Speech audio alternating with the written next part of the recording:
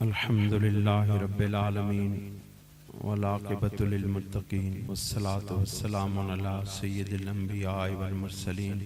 اما بعد فاعوذ باللہ من الشیطان الرجیم بسم اللہ الرحمن الرحیم ان اللہ وملائکتہ یصلون علی النبی یا ایہا الذین آمنوا صلوا علیہ وسلموا تسلیما الصلاة والسلام علیک یا رسول اللہ وعلی آلک و اصحابک یا حبیب اللہ۔ نہایت محترم بزرگوں، علماء کرام، مشائخ اعظام، علم و عرفان کے مہر و ماہ و انجم، میری خوش قسمتی ہے کہ ان اہل علم کے سامنے بندہ ناچیز کو اس محفل پاک میں بیٹھنے کا شرف حاصل ہو رہا ہے۔ ایک بات یاد رکھیں کہ اہل علم کے پاس بیٹھنے والا کبھی نامراد نہیں ہوتا، اور علم انسان کے اندر انسانیت کا وہ شرف پیدا کرتا ہے کہ جس سے انسان اللہ کی بندگی کے اس مقام اور اس درجے کو پہنچتا ہے کہ بندہ مقام عبدیت کے مقام اور مرتبے تک پہنچ جاتا ہے، اور پھر اس مقام پر اس کو حضور پر نور سید دو عالم صلی اللہ علیہ وسلم کا وہ فیض عطا ہوتا ہے کہ جو کسی اور مقام اور مرتبے سے تعلق نہیں رکھتا۔ میں آپ کے سامنے زیادہ گفتگو نہیں کروں گا، ایک تو میری طبیعت کا معاملہ ہے کہ میں زیادہ اونچی آواز میں بھی نہیں بول سکتا، اور کچھ دل کی تکلیف کی وجہ سے بس میں نے یہ سعادت سمجھی ہے کہ حضرت مفتی محمد شفیق مجددی صاحب مدد اللہ العالی کے حکم پر یہاں پر آنا اپنے لیے سعادت سمجھ کے آپ کی بارگاہ میں حاضر ہو گیا ہوں۔ آج یہاں پر علماء کو علم کے اس مقام اور درجے پر فائز ہونے کی سند دی جا رہی ہے کہ جس کے بعد وہ اپنے اس علم کو دوسروں تک پہنچانے کے قابل ہو جائیں گے۔ حضرت امام ربانی مجدد الفسانی رضی اللہ تعالیٰ عنہ سے کون واقف نہیں ہے؟ اس بر صغیر پر اہل ایمان پر اگر کسی ہستی کا احسان ہے تو وہ حضرت امام ربانی رضی اللہ تعالیٰ عنہ کی ذات ہے۔ حضرت امام ربانی رضی اللہ تعالیٰ عنہ نے تن تنہا اسلام کی مٹتی ہوئی قدروں کو اور شریعت مصطفیہ صلی اللہ علیہ وسلم کی پامال ہوتی ہوئی قدروں کو ایک ایسی حکمت کے ساتھ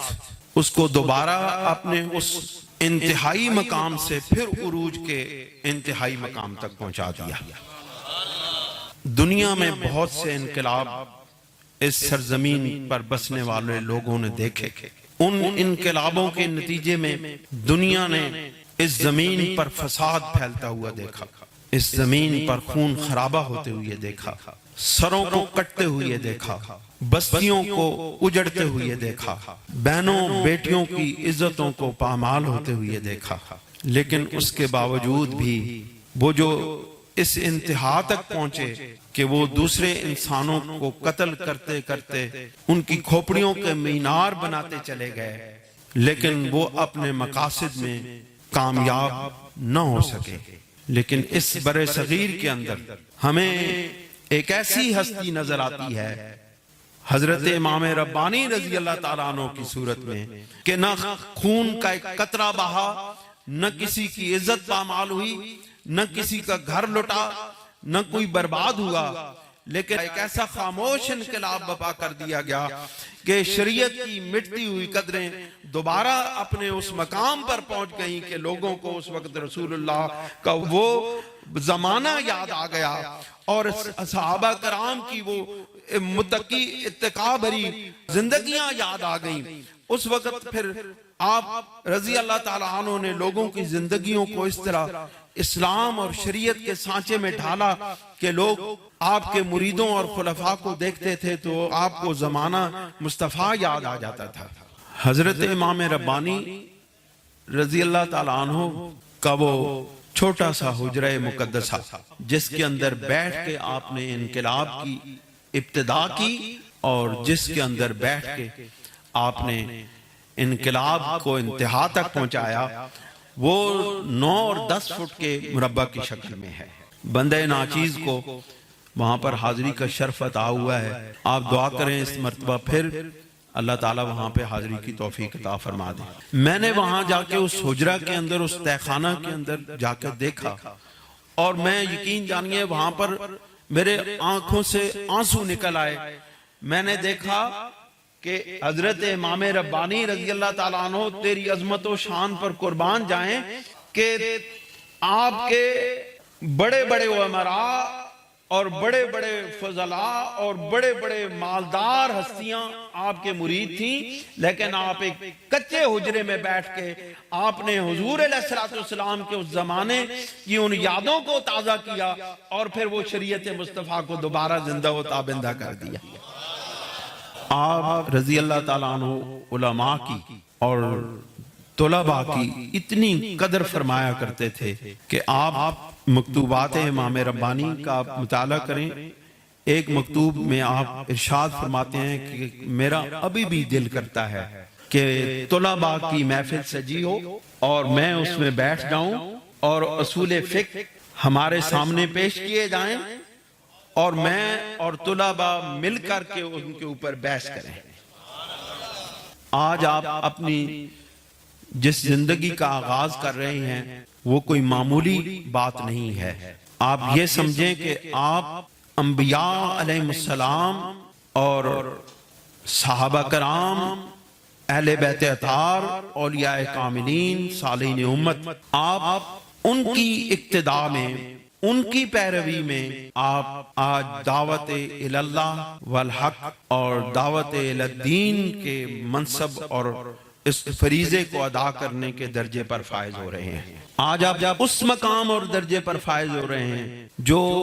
وراثت ہے انبیاء علیہ السلام کی، بالخصوص سید کائنات صلی اللہ علیہ وسلم کی۔ آپ علم نبوت کے وارث ہیں، اور آپ نے اس وراثت کو لے کر کے آگے چلنا ہے، اور آپ کے ساتھ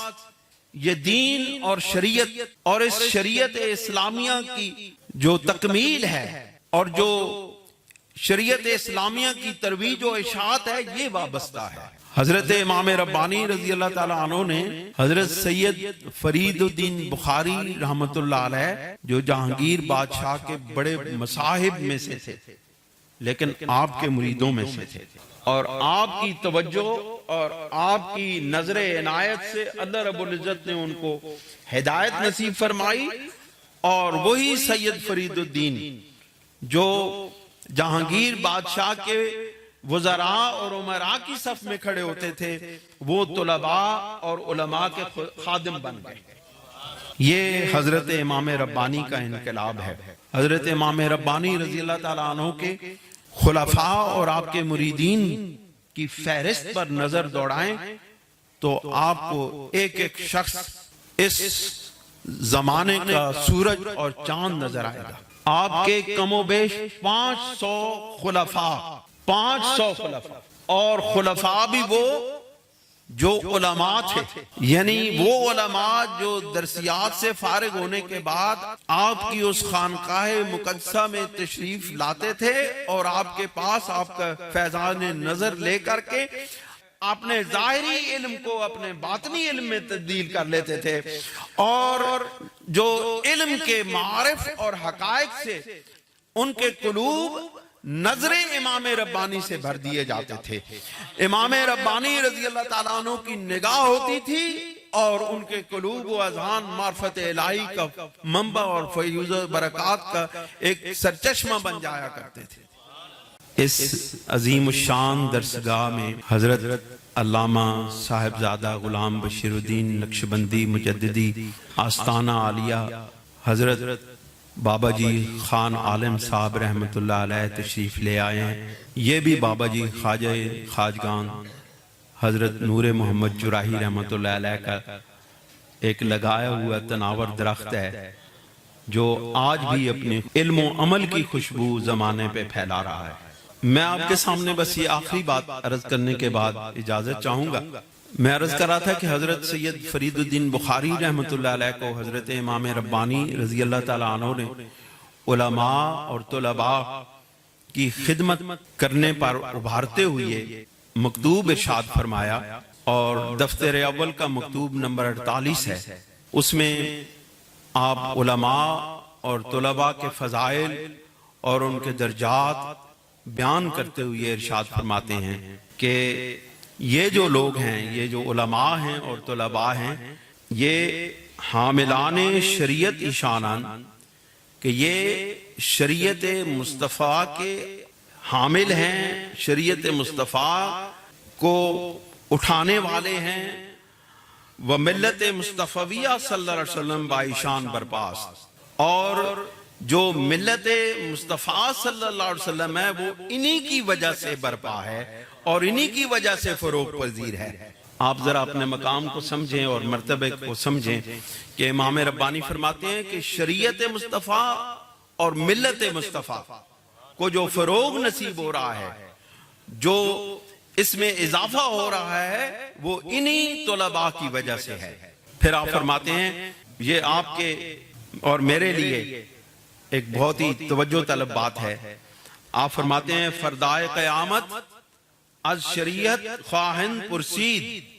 از تصوف نہ خواہن پرسید۔ آپ فرماتے ہیں کہ قیامت کے دن شریعت کے بارے میں سوال ہوگا، تصوف کے بارے میں سوال نہیں ہوگا۔ آپ خود صوفیاء کے امام، تصوف اور روحانیت کے فیوزات اور برکات تقسیم کرنے والے، لیکن آپ اس کے باوجود اہل شریعت اور اہل علم کے درجے اور فضیلت کو بیان کرتے ہوئے فرماتے ہیں کہ قیامت کے دن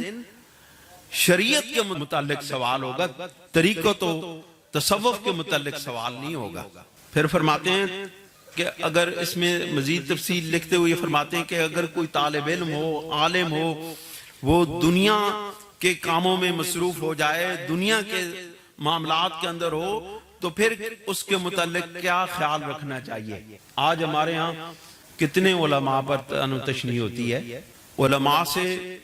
تھوڑی سی غلطی ہو جائے ان کی اتنی سخت گرفت ہوتی ہے کہ علمان الفیظ، ان پر تہمتیں لگائی جاتی ہیں، ان پر طعن و تشنیع کی جاتی ہے، لیکن ان کا جو علمی مقام اور مرتبہ ہے اس کو لوگ بھول جاتے ہیں۔ حضرت امام ربانی ارشاد فرماتے ہیں کہ طالب علم باوجود گرفتاری دنیا سبب نجات خلائق کا، آپ فرماتے ہیں کہ باوجود کہ اگر ایک طالب علم، ایک عالم دین اگر دنیا کے کسی کام میں مصروف ہو گیا ہے یا اس کے اندر مشغول ہو گیا ہے، لیکن یاد رکھیں کہ مخلوق کی نجات کا سبب یہی علماء ہے۔ یہ لوگ اللہ کے دین کو لوگوں تک پہنچاتے ہیں، شریعت مصطفیٰ کے مسائل لوگوں کو بتاتے ہیں، عبادت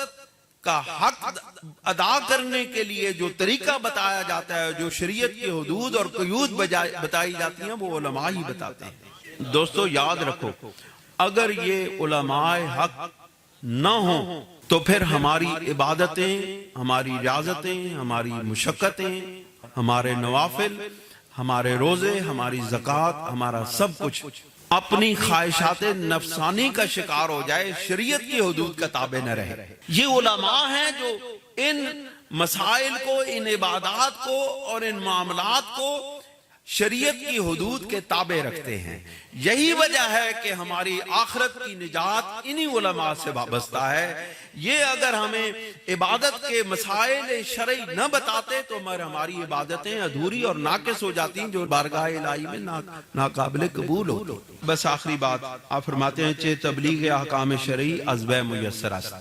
کیونکہ شریعت کی احکامات کی تبلیغ